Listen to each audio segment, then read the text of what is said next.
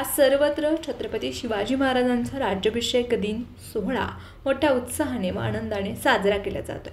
महाराजांनी लोक कल्याणकारी आदर्शवत असा राज्यकारभार पद्धत राबवली। त्याच पद्धतीचा अवलंब करून आपले राज्यशासनही राज्यकारभार करत आहे।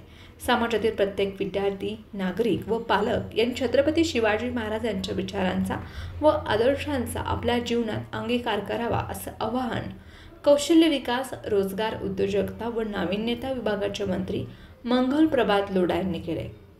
जिल्हा व्यवसाय शिक्षण कार्यालय व महात्मा बसवेश्वर शासकीय औद्योगिक प्रशिक्षण संस्था आयोजित शिवराज्याभिषेक दिन कार्यक्रमात किल्ले विकास मंत्री लोंढा हे मार्गदर्शन करत होते।